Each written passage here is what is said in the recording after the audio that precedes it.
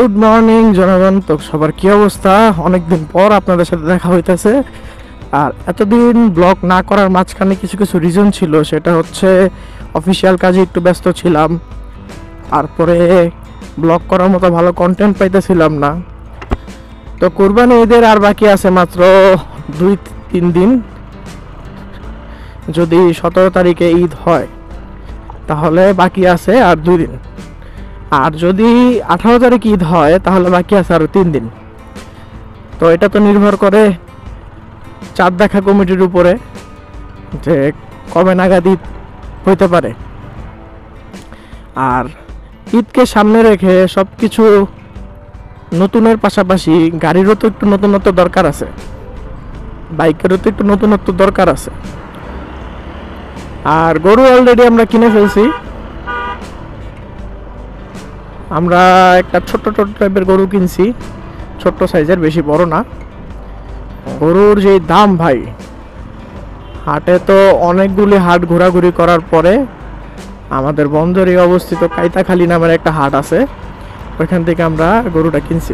গরুর দাম পড়ছে হচ্ছে 98,000 টাকা, হাসিল সহ 1,02,500 টাকা পড়ছে গরুর দাম। অ্যান্ড গরুটার কেনার যে ব্যাপারটা, সেটা একটু আনকমন ব্যাপার। কেন? আমি আর আমার ফুফাতো ভাই সবুজ আমরা গেছিলাম হচ্ছে গরু দেখতে, গরু কিনতে আমরা যাই নাই, আমরা গেছিলাম হচ্ছে গরু দেখতে। আচ্ছা, এখানে কি একটা অ্যাক্সিডেন্ট হয়েছে? হ্যাঁ, ট্রাকটা তো পড়ে গেছে দেখা যাচ্ছে। দেন আমরা গরু দেখি সোনারগাঁয়ে হাটে, দাম দরও জিজ্ঞাসা করি। পরে দেখলাম যে ব্যাপারী ভাইদের দাম দর অনেক অনেক চড়া, মানে তারা দামে ছাড়তেছে না, এরকম একটা অবস্থা। তাদের ভাষ্য মতো তারা গরু ফেরত নেওয়া যাবে, কিন্তু লসে বিক্রি করবে না, কমে বিক্রি করবে না। সোনারগাঁয়ে হাটে দেখার পরে চলে গেলাম 3 গাঁয়ের হাটে, এরপরে গেলাম লক্ষণখোলা হাটে, শুধুমাত্র গরু দেখার জন্য। আমরা কিন্তু কিনতে যাই নাই ভাই। দেন অনেক দেখা দেখির পরে একদম শেষে আমরা গেলাম হচ্ছে কাইতাখালী হাটে, বাজে হচ্ছে 5টা থেকে 5:30টার মতো। দেন কি হলো যে একজন ব্যাপারী, আমরা হাইটে আসতেছিলাম ওনার গরুগুলোর সামনে দিয়া, দেন জিজ্ঞেস করলো যে ভাই একটা গরু নেন না? 13টা গরু আনছি, একটা গরু বিক্রি হয় নাই, একটা গরু নেন ভাই, কম দামে ছেড়ে দিব। তো ওনার যে গরুগুলো ছিল ওই রকম গরুগুলোই মানে আমার চয়েসের মধ্যে ছিল, আমার বাজেটের মধ্যে ছিল। যদিও অন্য সবার সাথে অনেক দামাদামি করা লাগছে, কিন্তু ওনার সাথে আমার কোনো দামাদামি করা লাগে নাই। মানে বলতে গেলে একদম ঝামেলাবিহীনভাবে গরুটা কিনা হয়েছে। দেন ব্যাপারে ভাই আমার বললো যে ভাই 13টা গরু নিয়ে আসছি, 4টা মানুষ আমরা, একটা গরু এই পর্যন্ত বিক্রি করতে পারি নাই, একটা গরু নেন, আমি কমায় রাখবো। আমরা 4টা মানুষ ভাই, আমাদের থাকা খাওয়ার যে টাকাটা সেটাও আমাদের কাছে এখন শেষ হয়ে যেতেছে, একটা গরু নেন, আমি কমায় রাখবো। তো যেই গরুটা আমার পছন্দ হইলো সেই গরুটা উনি দাম চাইলো মানে 1,15,000 টাকা, 1,15,000 টাকা। তো এই সেম সাইজের গরু অথবা এর চেয়ে তো ছোট গরু যেখানে ব্যাপারীরা দাম চাইতেছিল 1.5 লাখ 1,60,000, সেখানে উনি 1,15,000 টাকা জাস্ট গরুর দামটা চাইছে। ভাই কত নিছে? 1 লাখ। তো দেখতেই তো পারতেছেন যে এই গরুটা 1 লাখ টাকা দিয়ে নিছে। তো আমাদের গরুটা এটার চেয়ে আরেকটু ভালো কন্ডিশনের হবে আলহামদুলিল্লাহ। তো উনি দামই চাইছে 1,15,000 টাকা। তো দামটা শোনার পরে তো আমি অবাক, ব্যাপার কি 1,15,000 টাকা উনি জাস্ট দামই চাইলো, যেখানে সেম সাইজের গরু 1.5 লাখ টাকা 1,60,000 টাকা দাম চাইতেছে। তো দেন আমি ওনার সাথে কথাবার্তা বললাম, গরু দেখলাম, হাঁটা দেখলাম, গরু দেখার পরে তখন আমার মনে হলো যে না, গরুটা নেওয়া উচিত। যদি ওনার সাথে দামে মিলে তাহলে আমি গরুটা নিব। তারপর আমি ওনাকে 85,000 টাকা থেকে দাম বলা শুরু করি। 85,000 টাকা থেকে বলতে আমি 95-তে যে আটকাই। উনি দাম কমাইতে 1 লাখ টাকা এসে আটকায়। দেন 5,000 টাকার একটা ব্যবধান ছিল, সেটা অনেকক্ষণ যাবৎ ঘোরাঘুরি করে ভাঙ্গার চেষ্টা করতেছিলাম। চেষ্টা করার পরেও উনি দাম ছাড়তেছিল না, মানে 1 লাখের নিচে উনি আর যেতে পারতেছে না। উনি বলতেছে ভাই আমার লস হবে বিক্রি করলে, আপনি ঠকবেন না, আপনি নেন। তারপরেও ওনার সাথে দামাদামি করে বার্গেনিং করে আরও 2,000 টাকা কমাইছি, 98,000 টাকায় গরুর দামটা ফাইনাল করছি। দেন বাসায় ফোন দিলাম, আমি তো যেহেতু টাকা নিয়ে এতগুলো বের হই নাই, আর মূলত আমি গরু তো কিনতেই বের হইনি, আমি তো গরু দেখতে বের হয়েছিলাম। দেন বাসায় সবাইরে ফোন দিলাম, সবাই আসলো টাকা পয়সা নিয়ে। আমি আবার কি করছি, আমার কাছে 5,000 টাকা ছিল। আর এটা হচ্ছে 3 গায়ের হাট, 3 গায়ের গরুর হাট হচ্ছে এটা। এখানে জায়গা হিসেবে অনেক গরু উঠছে, কিন্তু এখানের দেখেন এখনও কিন্তু অনেক গরু রয়ে গেছে। ঈদের মাত্র আর 2 দিন আছে, সর্বোচ্চ 3 দিন আছে, কিন্তু অনেক গরু রয়ে গেছে এই জায়গায়। যদি এগুলি আজকের মধ্যে বিক্রি না করে তাহলে ব্যাপারী ভাইরা খুব ভালো পরিমাণে একটা লস এবারও খাবে। যাই হোক, দেন বাসা সবাই আসলো, গরু সবারই পছন্দ হইলো আলহামদুলিল্লাহ। দেন আমরা গরু এটা নিয়ে নিলাম। এই হচ্ছে বন্ধু শান্তর গাড়ি, সাদার মধ্যে রক্তের ছাপ। বন্ধু চাইছে সাদার মধ্যে রক্তের ছাপ দেওয়া, এজন্য আমরা সাদার মধ্যে রক্তের ছাপ দেওয়া স্টিকার করায় আনছি। আর দেখতে কিন্তু গাড়িটার লুকস খুব একটা খারাপ আসে নাই, ভালোই আসছে। কিন্তু সমস্যা একটাই, কালারের জটিলতাটা, এটা একটা বড় সমস্যা। গাড়ি ছিল ব্ল্যাক কালার, হয়ে গেছে হোয়াইট কালার, এটা একটা বড় সমস্যা, যা আমাদের দেশের সার্জন ভাইরা ধরলেই মামলা দিয়ে দিবেন নগদ একটা।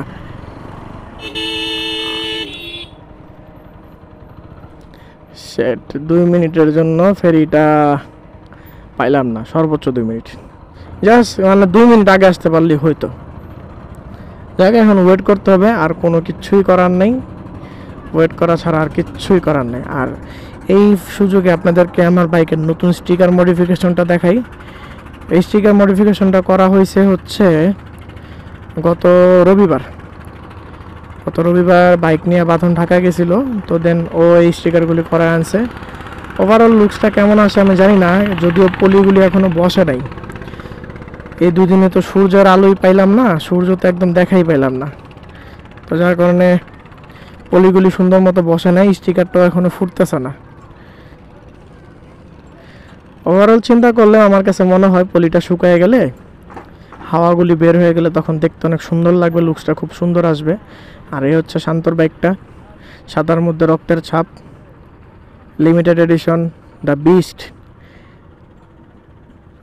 যদি আপনাদের ভালো না লাগে স্টিকারটা চেঞ্জ করে ফেলবো, ব্যাক প্যানেলটা আবারও কালো করে ফেলছি, কালোতেই সুন্দর লাগে। আর রিমগুলিকে সিলভার কালার করা হয়েছে, যেটা আপনাদেরকে পরিপূর্ণ একটা ব্লগে দেখানো হয় নাই, শর্টস ভিডিও আপলোড দিয়েছিলাম। রিমগুলি কালার করে দিয়েছে হচ্ছে সানির দোকান থেকে কালার করেছিলাম। আপনারা যদি কেউ গাড়ি অথবা রিম টিম কালার করতে চান, বডিতে কালার করতে চান, সানির সাথে যোগাযোগ করতে পারেন। সানির কাছে মেশিন আছে, কাজের দক্ষতাও আছে ওর, সুন্দরভাবে করে দিবে। I feel like I'm losing my mind. Is everybody in the world blind? Please Lord give me a sign, a sign. I feel like I'm losing my mind. Is everybody in the world blind? আচ্ছা, তো আপনাদের সাথে আজকে আমি share করব কিছু গুরুত্বপূর্ণ tips bike ভালো রাখার জন্য। তো একটা বাইকের পারফরমেন্স ভালো রাখার জন্য, ভালো মাইলেজ পাওয়ার জন্য প্রথম মেন 3টা জিনিস হচ্ছে এয়ার ফিল্টার, মোবিল ফিল্টার, আর হচ্ছে স্পার্ক প্লাগ। সো এই 3টা জিনিস যে গাড়ির মধ্যে ভালো আছে, সেই গাড়ি ভালো পারফরমেন্স দিবে এবং ভালো মাইলেজও দিবে। অবশ্যই এই 3টা জিনিসের উপরে সবসময় খেয়াল রাখবেন। আর এরপরের টিপস হচ্ছে মোবিলটা অবশ্যই ভালো গ্রেডের এবং টাইম টু টাইম চেঞ্জ করতে হবে। আপনার গাড়িতে যদি আপনি এক একবার এক এক ধরনের মোবিল ইউজ করেন, তাহলে অবশ্যই ইঞ্জিনটা থেকে ভালো পারফরমেন্স পাবেন না, অবশ্যই ইঞ্জিন থেকে ভালো মাইলেজও পাবেন না। সো যে কোনো একটা কোম্পানির মোবিল ইউজ করেন, সেটাই সবসময় ইউজ করেন। আর অবশ্যই ভালো জায়গা থেকে, ট্রাস্টেড প্লেস থেকে ভালো মোবিল কিনতে হবে। এখন মোবিল তো অনেক জায়গাতে বিক্রি করে, তা আমি জেনারেলি আমার বাইকে মোটুল 10W30 এটাই সবসময় ইউজ করি। যদিও ওরা সার্ভিস সেন্টার থেকে True 4 সবসময় ভরতে বলে, কিন্তু আমি True 4টা ভরি না, আমি সবসময় মোটুল ইউজ করি আমার বাইকে।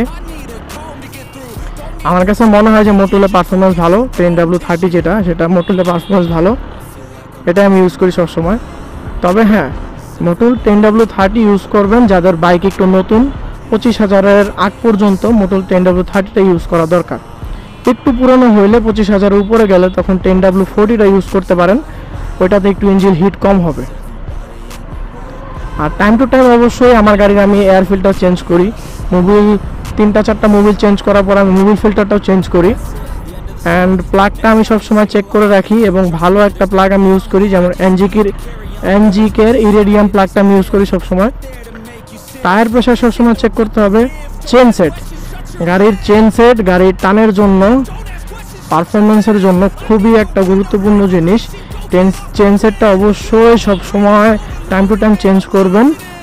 আর হচ্ছে চেনটা ভালো লুপ করে রাখবেন, প্রয়োজন ছাড়া গাড়ি বারবার ওয়াশ করবেন না।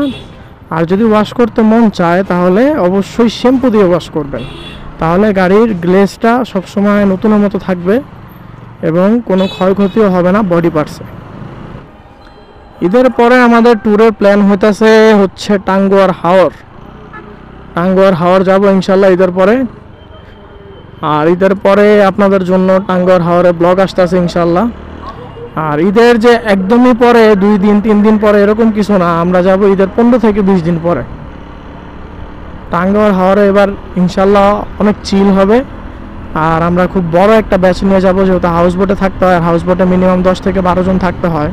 ওটা কোনো বাইক ট্যুর হবে না, আমরা ট্রেনে যাব, দেন আমরা হাউস বোটে থাকবো। সো টাঙ্গুয়ার হাওরের ব্লগ আপনাদের জন্য আসতেছে, ধৈর্য সহকারে সবাই অপেক্ষা করুন। টাঙ্গুয়ার হাওরের ব্লগ দেখতে পারবেন কয়েকটা দিন পরেই।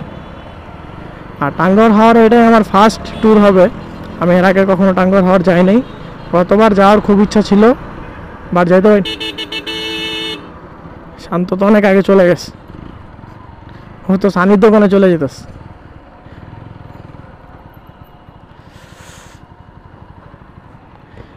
গাড়ির তো ভালো পরিমাণে চাপ আছে,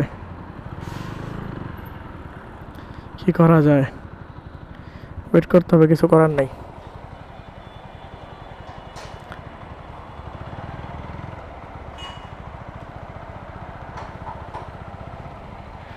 রাব্বি ভাই,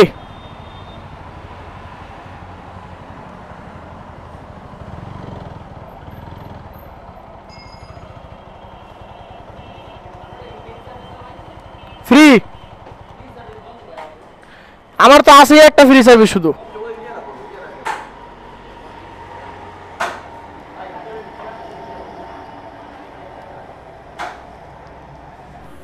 ব্যাপারটা হইতেছে, আসলাম সার্ভিস দেওয়ার জন্য।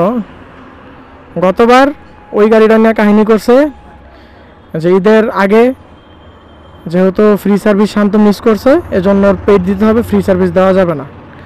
আর এবার আবার আমার বইয়ের পাতাতে, সার্ভিসিংয়ের পাতাতে একটাই সার্ভিস বাকি আছে, শুধুমাত্র একটা সার্ভিস বাকি আছে, সেটা হচ্ছে ফ্রি সার্ভিস।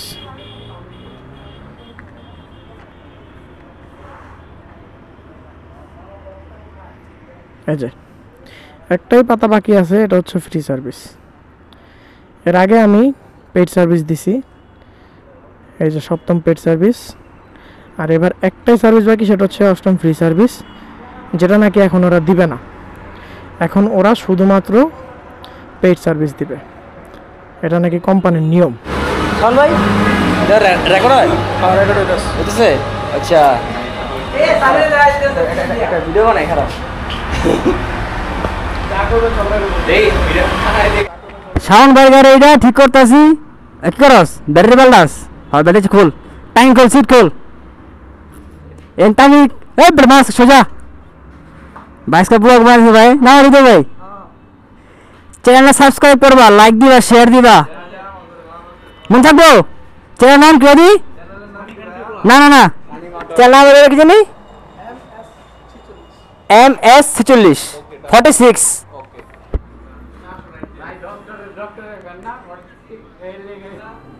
ইয়া আমগো শান্ত ভাই আইসে কারেলিয়া। এই যে আমাদের রাপ্পি চলে আসছে, মারলিয়া আয় পড়ছে, ধরো রাখ মাঙ্গের পোলা চাপাইলে গাড়ি হারা হ্যাঁ মিশতে না কথা কান্নি দেন ফোরবি ট্যাঙ্ক কেন খুলতে হয় প্রথমে সাইড কভার খুলবেন সিট খুলবেন তেলের পাইপ খুলবেন তারপরে যেখানে জায়গা আছে বুঝছেন নি এই জায়গাটা খুলবেন এই তো 10 টাকা দাও 10 টাকা নাও পরে নাত ধরে খুলবেন শান ভাই এই যে নাত ধরে খুলবেন খারাপ দেখতেছি বাকিরা করে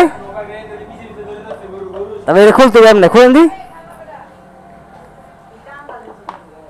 সিটা খুল টাঙ্গিটা খুলছ এটা খুলছস বেটার বাইকর আরে ওটা বেটার খুল ধরে এক লগে দিয়ে গা যা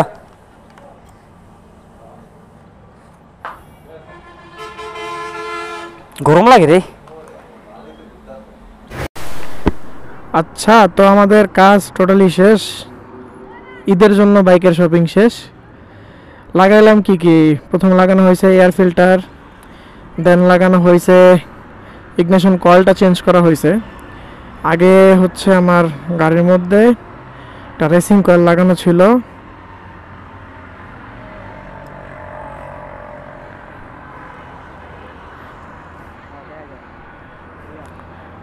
আইয়া ঈদে যান, দাওয়াত রইল। এই রেসিং কয়েলটা লাগানো ছিল, এটা চেঞ্জ করে অরিজিনাল যেটা সেটা লাগানো হয়েছে। আর এয়ার ফিল্টার লাগানো হয়েছে, পাশাপাশি টুকিটাকি কাজ করা হয়েছে, যেমন টেপিটটা ব্যালেন্স করানো হয়েছে, টেপিট মিলানো হয়েছে, আর চেন টেন টাইট টাইট দেওয়া হয়েছে।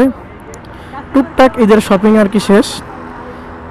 নিজেদের জন্য যেমন শপিং করা হয়, তেমন আমরা বাইকাররা বাইকের জন্য ঈদের আগে অথবা বিশেষ দিনগুলির আগে আমরা শপিং করে থাকি বাইকের জন্য। যাই হোক, আজকের মতো সানির এইখানে কাজ আমাদের এখানেই শেষ। খাওয়া দাওয়া করেই নিতে হবে আগে, প্রচণ্ড ক্ষুধা লাগছে, এরপর আবার চেম্বারে আসতে হবে। আরে এখানে এত জাম কেন আবার?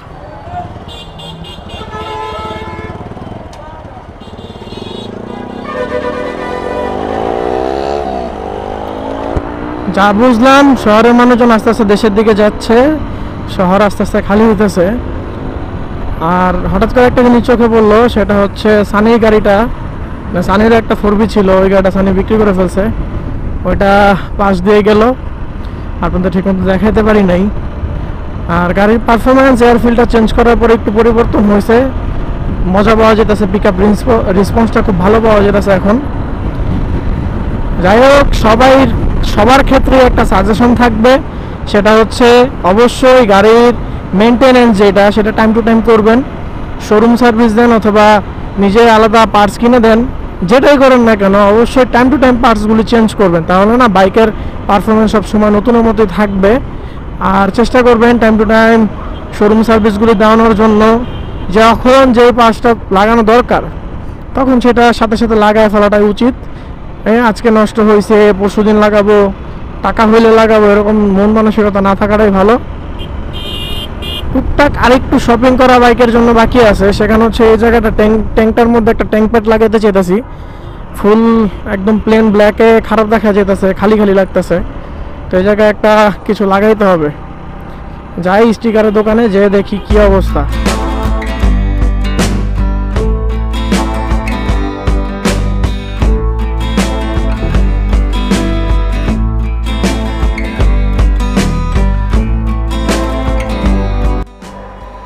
ভাই 4B সিঙ্গেল শুধু ট্যাঙ্ক প্যাডটা হবে, উপরেরটা না, ইয়ারটা নিচেরটা, হ্যাঁ ইউনিভার্সালটা দেখি।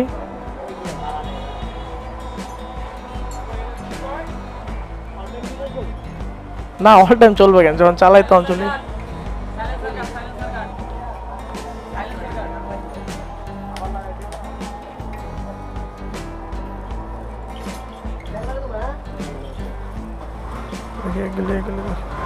এটা হ্যাঁ,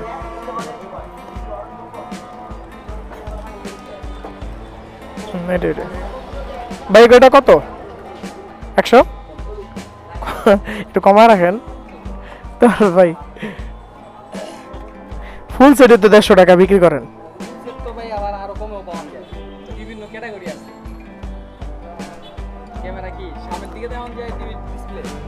হ্যাঁ, এটা 5 মিনিট পরে আবার বন্ধ হয়ে যায় অটো ডিসপ্লে। হ্যাঁ আছে।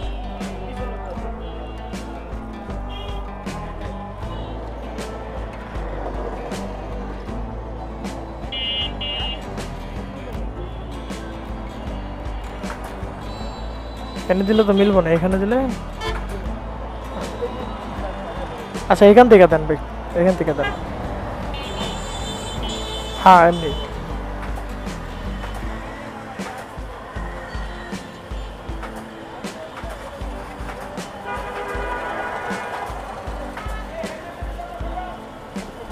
কেটে দেন, কেটে দেন।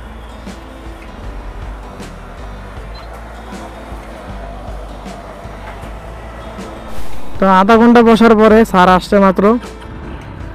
স্যার মাত্র আসার পর এখন আমরা রওনা দিব নবীগঞ্জ ঘাটের দিকে। শান্তর গাড়ির ইন্ডিকেটর লাইট ততক্ষণ পর্যন্ত ব্লিঙ্ক করবে যতক্ষণ পর্যন্ত বাম দিকে না যাবে। মানে ও ইন্ডিকেটর একবার দিলে বন্ধ করতে আর মনে থাকে না ওর, ও আর বন্ধ করেই না যতক্ষণ পর্যন্ত ইন্ডিকেটর অন্যদিকে না যায়। ধরেন এখন ডান দিকে চলতেছে, যখন ও বাম দিকে যাবে, বাম দিকের ইন্ডিকেটর দিবে, তখন ডান দিকেরটা বন্ধ হবে। এটা ছাড়া আমার বন্ধু কখন ইন্ডিকেটর বন্ধ করে না। এটা আমাদের শান্তর ভালো দিক বলতে পারেন, খারাপ দিক বলতে পারেন, কিন্তু এটা ওর একটা অ্যাস্থেটিক গুণ, যেটা সবার মধ্যে নাই, খুব রেয়ার মানুষের মধ্যে আছে। আর শান্ত একজন এদের মধ্যে রেয়ার মানুষ।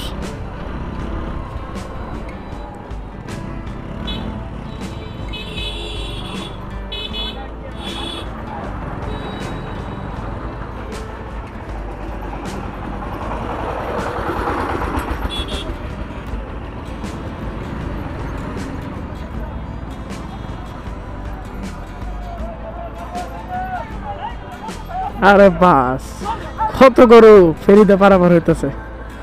ভাইটা কত? ৭৩,০০০। ৭৩,০০০ টাকার গরু। তো ঈদকে সামনে রেখে আমাদের আজকের ব্লগটা এই পর্যন্ত এখানেই শেষ। সবাইকে ঈদের শুভেচ্ছা এবং দাওয়াত রইল, আইসেন আপনাদের ভাইয়ের বাসায়, আপ্যায়ন হবে ইনশাল্লাহ। আর ইন্ডিকেটর দেখেন এখনও চলতেছে, এখনও ইন্ডিকেটর চলতেছে, কারণ তো আমরা এখনও বাম দিকে যাইনি, ডান দিকে আসছি, এই কারণে ইন্ডিকেটর চলতেছে। যাই হোক, তো গরু দেখার সাথে আজকের ভিডিও এই পর্যন্ত এখানেই শেষ। সবাই ভালো থাকবেন আর আমার জন্য দোয়া করবেন, আপনাদের জন্য যাতে রেগুলার ভিডিওটা কন্টিনিউ করতে পারি, ব্লগটা কন্টিনিউ করতে পারি। তো আজকের ভিডিও এই পর্যন্তই শেষ। দেখা হবে নেক্সট কোনো ভিডিওতে। Signing out from MS46।